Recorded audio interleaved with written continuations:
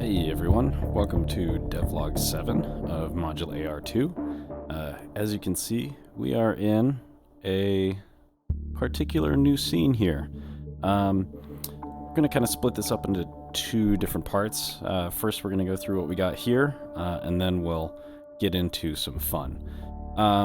So first things first, let's kind of start with module Aero M4E1 here. We've got some new parts.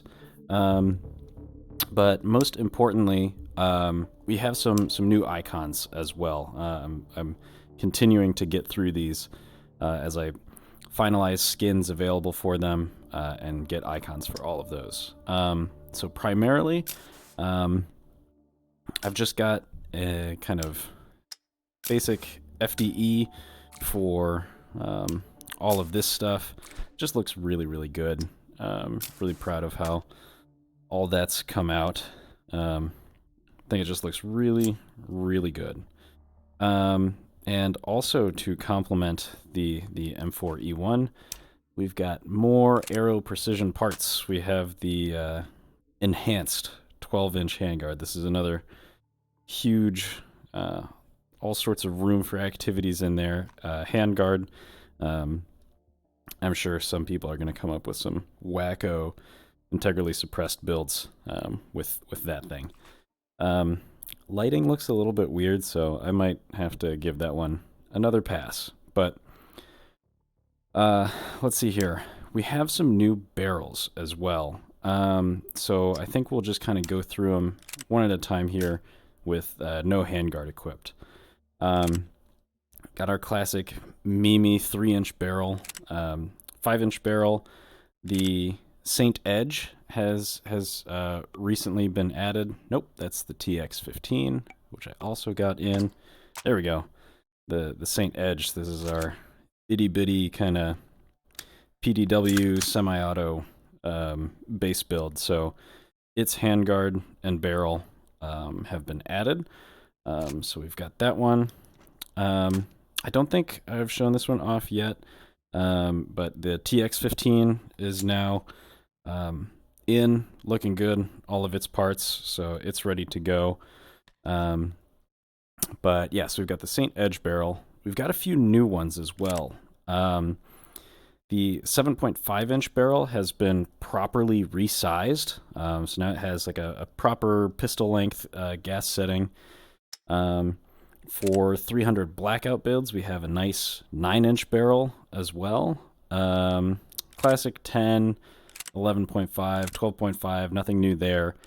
But the 13.7 barrel length is new. Someone requested that one, and I was like, well, you know, we've got a few 13-inch handguards in here, like this BCM MCMR, and it just comes right out to it, and it's super flush, looks fantastic. So we've got those, but let's go ahead and keep that hidden. Let's see here, 14.5. I showed off the 16-inch carbine last time. 16-inch barrel, nothing new, but the 16-inch dissipator barrel is new. So for some of you retro guys out there, front sight block, and then we can throw something like a classic M16 handguard on here. Let's see here. Yeah, we'll put the M16A2. There you go. So now you've got like this huge rifle length handguard, but then your muzzle's like right by the gas block. Yeah, some folks are going to go wild for that one, I'm sure. On the topic of M16A1, I just added the M16A1 and created my own textures for it here. Lighting's not fantastic, but good God, in some scenes, you can really just zoom in on this one and take a look at some of the details, because I went a little bit overboard. But this is like 6-7-year-old lighting, so it's not that great. Additionally, we have the M16A4.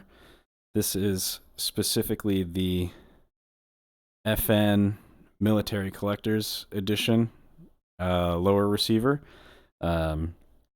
So this one is super fun to kit out with all of like the ribbed rail protectors and the foregrip, and just really get that aesthetic put together on that one. So 2 new receivers there, and this does have the new ratcheting burst that Anton implemented, where if you only fire 2 shots on the burst, your next burst is only going to be 1 shot. It's weird. It feels weird to use, but it's in there. It's accurate, so we're rolling with it. Let's see here. Obviously, charging handles. We've got icons for all of these now. Looks great.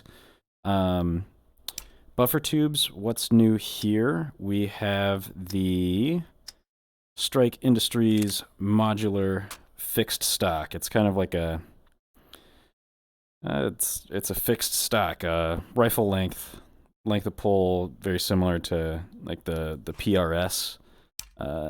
Actually, it's very similar to the PRS, just a little bit shorter.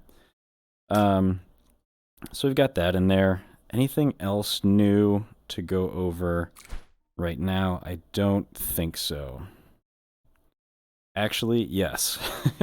Looking at the chambering here, I've added a new option. Obviously 556 and 300 blackout are standards, but there was the Colt 9mm lower receiver.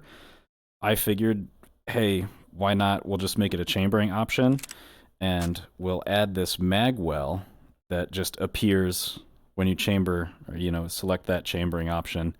And now, all of a sudden, it can take Uzi mags. Let me see if I can find these in here. This is so tiny. QRSTU Uzi 32 round magazine. Bam. So there we go. There's your crazy build of the day. A 9mm 16-inch dissipator FDE Aero M4E1. Love it. So that's everything new for now. Let's move from this old scene to a new one. Fancy jump cut.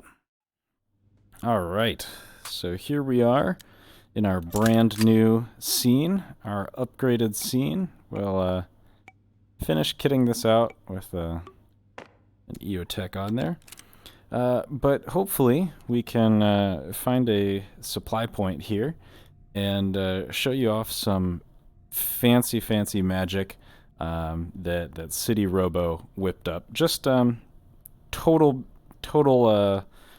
precaution here. This is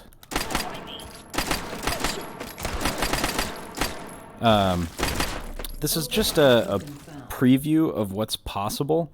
Kind of like a potential for what take and hold compatibility / integration looks like. This is a custom character, just taking the object ID of this main receiver here, and again, total precaution, this is completely random generation of an AR-15 using available parts on spawn. So we will grab our first mystery box here, and we'll see what happens when I hit this second latch. Okay. So what have we got? We have a looks like it's just a bog standard AR-15. Obviously this is kind of jumping out at me. It takes any available attachment point on an upper, and will spawn a rear sight on any possible attachment slot, regardless of if it's compatible or not. So that's just a feature. Let's see here. So we've just got some Anton mags here, but otherwise it's kind of a sick A2 upper build. Let's see here. Another potential issue here. Okay, and that didn't happen this time, but we could very well get a AR-15 chambered in 300 blackout, but it only gives us 5.56 mags. That's another current issue with this setup right now. So let's go ahead and roll another one. These are free for the first time. Oh boy. Oh boy. Zoop. Okay. All right, this is an incomplete build. Has no barrel whatsoever, but it is full auto. Let's see here. Is this one 300 blackout? Nope. This one's also 5.56, but no barrel is obviously an issue. Yeah. So really, there's no logic to this at this point. We can go ahead and we'll recycle both of these, honestly. Not a huge fan. But we can go ahead and just spawn another one. Let's open that one. Click, click. What do we get? Okay, like an actual build here. However, again, we're running into the issue of this is chambered for Uzi mags, and we're getting Stanag mags out of the box. So, you know, just some more stuff to figure out here.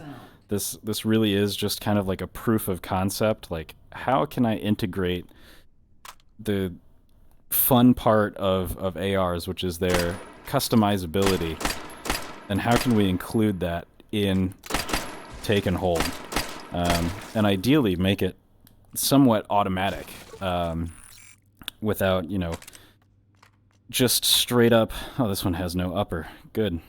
What on earth is happening here? Oh, since my no upper part is just an attachment slot for ModulAR1 compatibility, it just spawned a rear handle sight right there. So there's no logic to it. Like, we've got a front sight block, gas block, right in the middle of a handguard. There's no logic to it. It's not perfect by any means, but it's something. I'm not entirely sure how this is going to change moving forward. If this is something that City is going to continue working with, that I'm going to keep pestering him about. We'll see. Oh, this one's kind of fun. This one's kind of fun. We've got the oh, I don't think I've shown this one off yet, but we've got the C7 charging handle. That's in as well. What an interesting build. Oh, and we've got a canted front sight. Super, super tactical.